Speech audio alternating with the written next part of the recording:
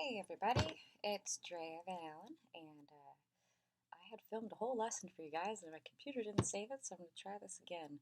I'm going to talk to you guys about harmonica maintenance today, and because I was, you know, cleaning out some harmonicas and thought I should probably show people how to do this. You might remember that one of the first lessons I said, don't share your harmonicas and keep your mouth clean. So this is why they're going to stay better longer. They're going to last longer, your harps, if you keep them clean.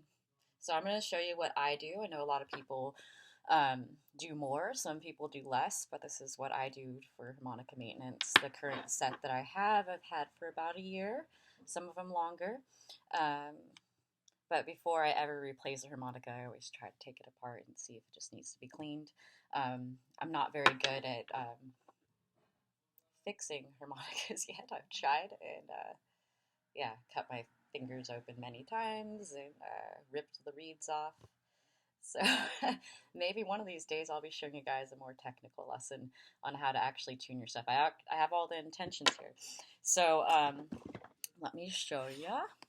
I'm in the process of making a harmonica case, and inside this case, it's an old trumpet case. Oh, sorry. Inside the case, you lift it up here, and I have little tool stuff. Got some electronic Q-tips. I got the Horner harmonica kit, service kit, and then I got some more Q-tips. Let's see, a little shining rag, little instruction manual. I have a Lee Oscar and a Horner tuning kit. Wasn't very happy with the Lee Oscar, so I try to make my own. But I do like the Horner one, and one of the tools that I always keep in my harmonica case, I'll show you here, is this, and this comes with the Horner harmonica service set, and it's pretty awesome. So we got a screwdriver right here, and then you just pull it out, and then there's a flathead. Ta-da! So this is my favorite one, and you could also just screw things very easily. So let me show you a little bit about this kit. I use electronic Q-tips. I need to get more, but these are lint-free.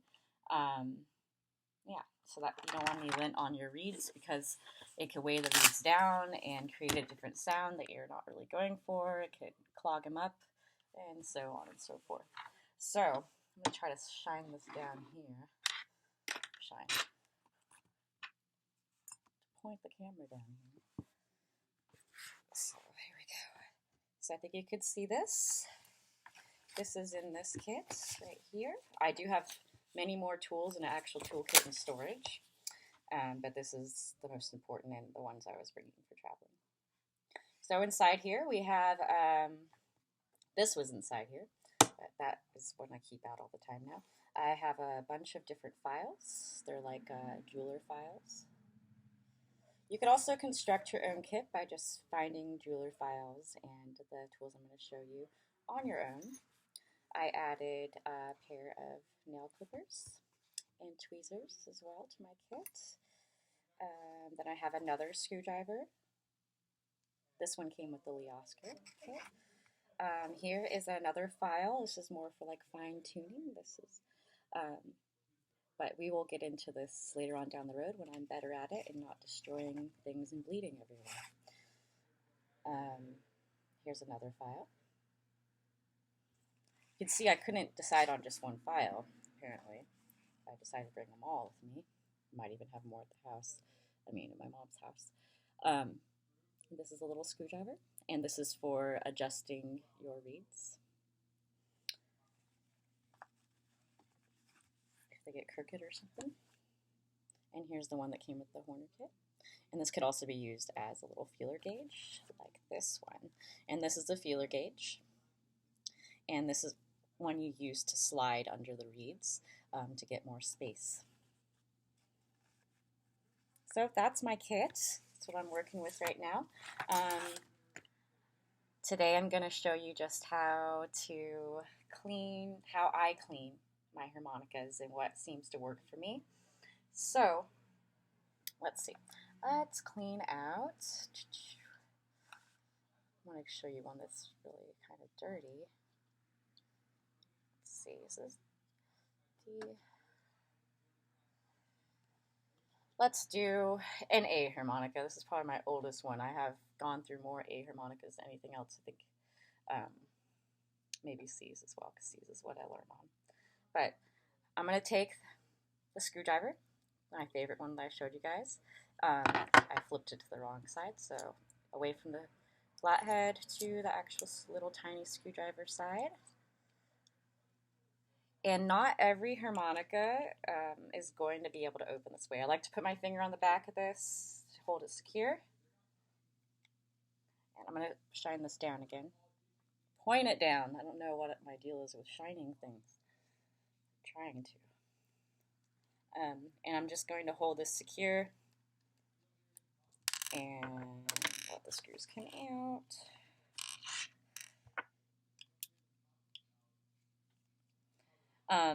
I was saying that not all the harmonicas are like this, because for instance, the original marine bands, which is what I started with and probably many of you have, it is actually nailed in.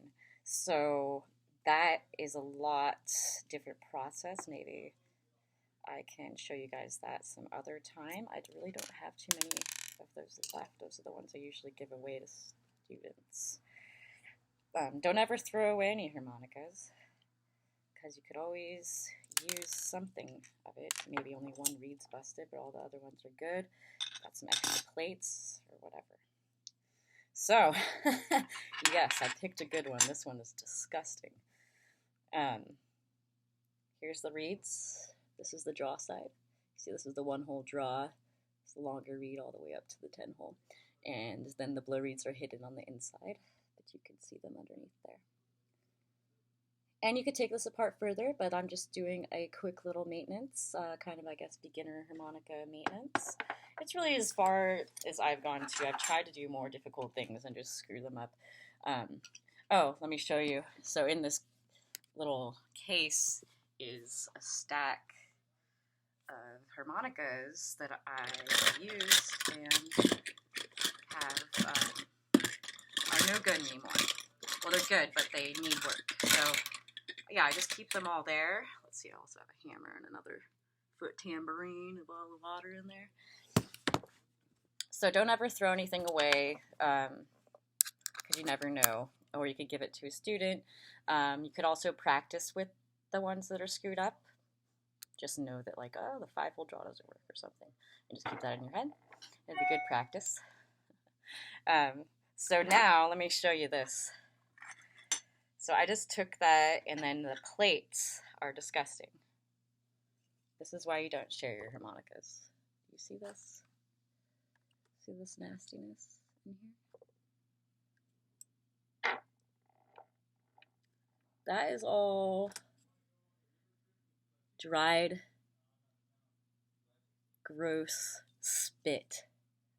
And this is my harmonicas. I clean my mouth every single time before I play.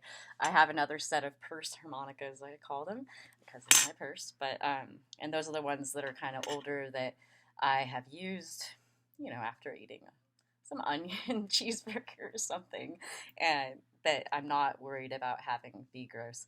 But this is why, yeah, I think this is disgusting. So unless you want someone else's nastiness, yeah, you don't want to keep them clean. So I usually like to clean these with soap and water, but since I don't want to drag you guys everywhere with the computer, I have a paper towel and some cleaner, just some like all-purpose cleaner, and I'm just going to clean the plates. And I always clean the plates first, so they have a chance to dry. And this is really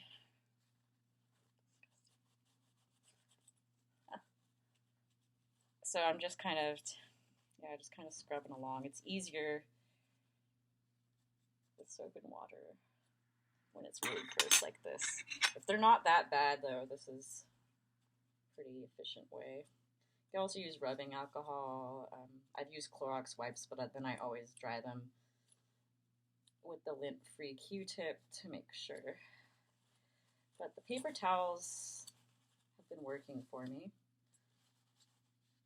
Just make sure they're not like falling apart. So just make sure it's all the craps off, any dirt. You don't really need to do anything else. I don't polish them or anything. So I got the one plate done. I'm gonna put this down here again. And the other one's kind of gross, so I'm actually gonna like put a little bit there. And get that last gross. This is a really old, this harmonica must be like 3 years old. I just went through all of my A harmonica busted, and so I went through all my A harmonicas and pulled out the one that was sounding the best to me. It wasn't as broken. That's right, I play gigs with broken harmonicas. I don't recommend that, but you know, gotta use what you got.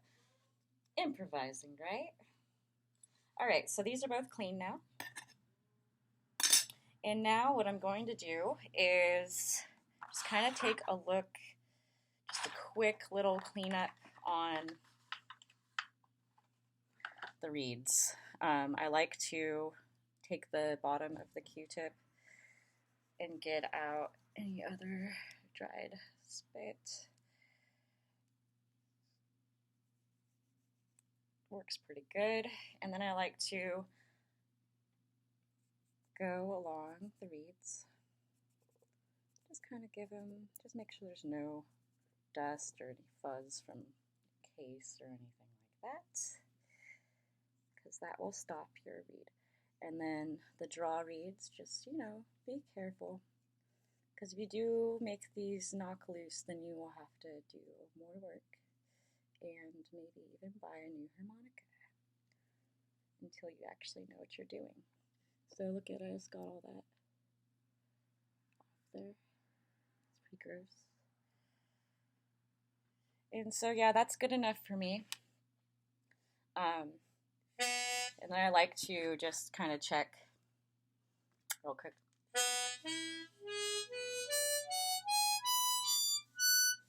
See if there's anything that I accidentally blocked, like if I got, you know, if I knocked any debris on a reed on the inside or something. And then sometimes I'll just go with the back and just make sure there's not any big debris. And it's good to go for me. Sometimes I like to knock them like that.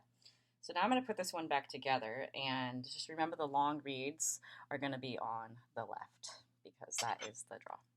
And the draw reeds are exposed, so they're on the bottom. So I cover them up first, kind of to protect them, so I don't accidentally knock one of them loose. And the screws, there's one that's going to look like this, like an actual screw. And then there's the bottom of the screw, which is, I guess, the female side. And I'm going to stick that in, hold it secure with my finger. It's down here again. Pop on the top.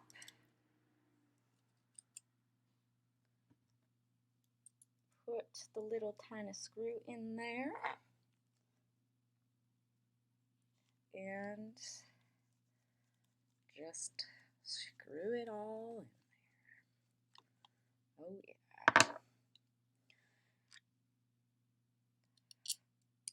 And then I go to the opposite corner to put the next one. So one there, and put one up here. Just to, I'm not going to tighten it all the way, and because sometimes they could get kind of crooked, and then the holes don't line up for the next screws. So I kind of don't tighten it all the way at first. Put that in there.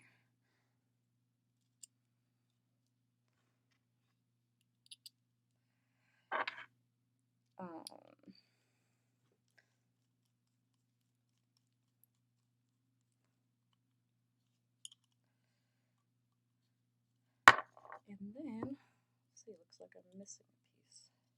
Where did it go? Oh, there it is up here. Yeah, keep a hold of your little screws. I do have extra laying around, but they should belong to something. Horner also sells parts, so you could go just buy a screw or a reed. I haven't done that yet, but that is something they have on their website. All right, so we got it all back together. All right, so then to make sure everything's good and you didn't mess anything up while you're trying to fix it up, I just go blow. All right, all the blows work. And then draw. All right, and then I go and do the bends.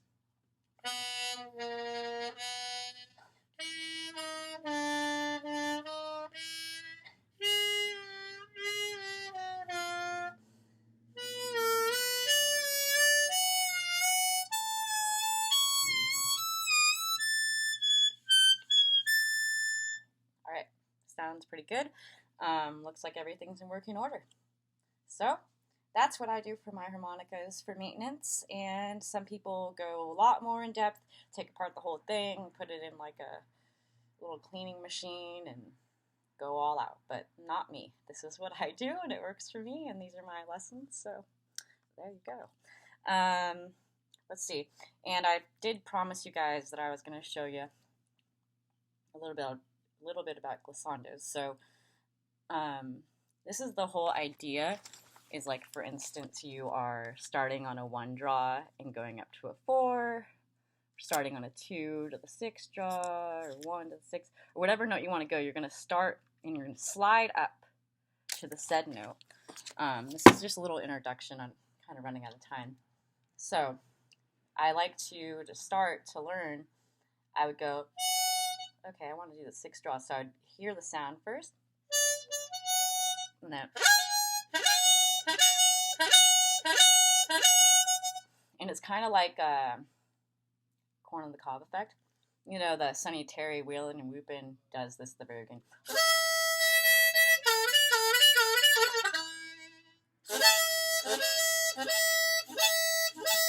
So I kind of just developed this muscle memory to remember where that is. But if I'm going to try like the 4 draw, I bet I will screw up. So you kind of have to just get used to it. You could do tongue blocking. You could do octave glissando. And just do different effects. You could do blowing, drawing, go wherever you want. You can go back and forth. It's kind of like just sliding. Could be cool. I know it doesn't sound very cool. But the Sonny Terry thing's the only place I've really used it. Starting to try to maybe work this into my playing a little bit more cognizantly. But it can sound really cool, and it's kind of like warble-ish. So you see when I warble, I kind of do this. I'm not as exaggerated, but if I went a couple more holes down, then it would be a glissando.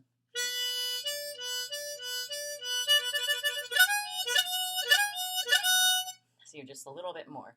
And it'll just help you be able to hear where things are and build your muscle memory. And it'll be cool.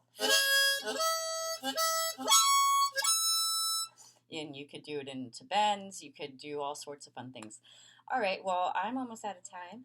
And I hope this actually saved this time, so you guys get a lesson.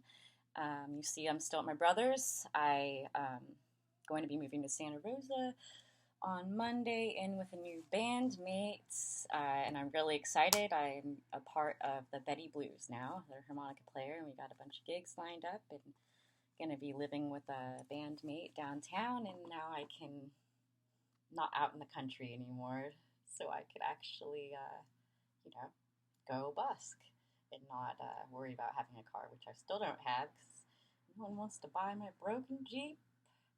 So if anyone wants to buy my Jeep, That'd be awesome. But yeah, everything happens for a reason, right? So yeah, look up the Betty Blues. Go like our page on Facebook. I also have my page too, and I'm offering Skype lessons that you can go on www.dreavanallen.com under merchandise and get a lesson from me there. And I also will be offering critiques on your music.